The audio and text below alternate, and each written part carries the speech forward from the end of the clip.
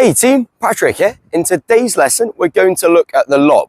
This can be a great shot to add to your arsenal if you don't have it already, and could really take your game to the next level, as we all know how difficult it is to play against someone that lobs really well, particularly in doubles. Now there are actually two types of lob, the topspin lob and the underspin lob. So we'll cover the topspin lob in this lesson and the defensive slice lob in a future video. So let's get into it. So what is a topspin lob? Well, it's where we play up and over an opponent that has approached or is at the net with heavy topspin, getting it to land deep beyond them in the court. Now, even though I would say all lobs by definition are defensive, the topspin lob is going to be more aggressive, as it's going to be faster and really travel away from our opponent after the bounce. So on the defensive slice lob, height is going to be more of our weapon, and we're still trying to involve our opponent at the net, where the topspin lob is usually shallower but deeper. The way to think about playing the topspin lob is as if we were playing a really heavy topspin ball from the baseline. Now, all shots at the baseline are struck somewhat low to high, but on the topspin lob, we're going to drop the racket head even lower and swing up even steeper, with this quicker pronation giving us this high elbow at the finish. And we want to use our same topspin grip.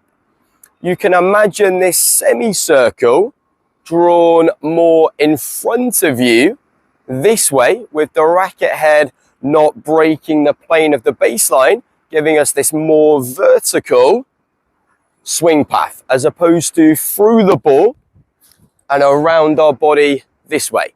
So even though there's no set finish position on the follow through, sometimes we might have more of a buggy whip finish. Sometimes we might finish with the racket head lower, like a windscreen wiper. Through contact with the ball, the racket's going to get into this higher, more vertical position, giving us this lift. And because it's a more offensive shot, make sure we really use our legs and keep the swing speed up. We don't want to quit on the shot, otherwise the ball will just die into the net.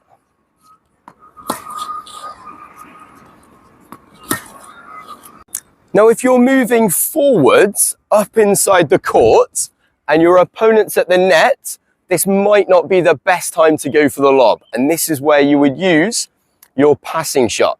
But if you're moving backwards, we're on the back foot, we're behind the baseline, we've got this space, this is going to be a great time to go for the lob. You also want to think about the lob if your opponent closes too close to the net.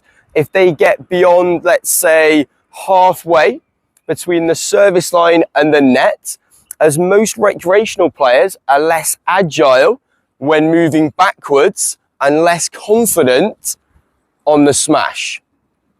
The ball does need to sit up high enough for us to play the topspin lob, for us to get the racket head below the ball.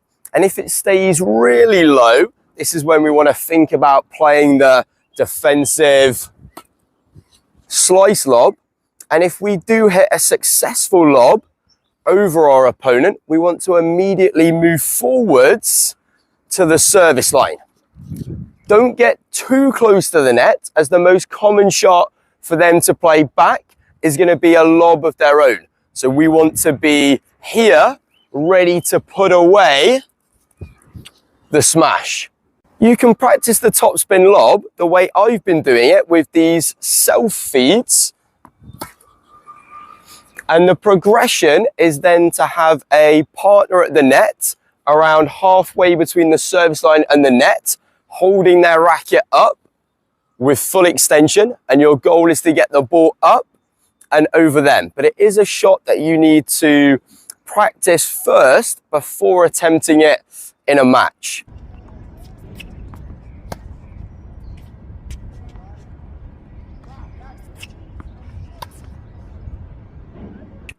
Right team, hope this video has helped. If it has, please leave it a like and a comment down below and subscribe to the channel. So I'll see you on court in the next one. Cheers guys.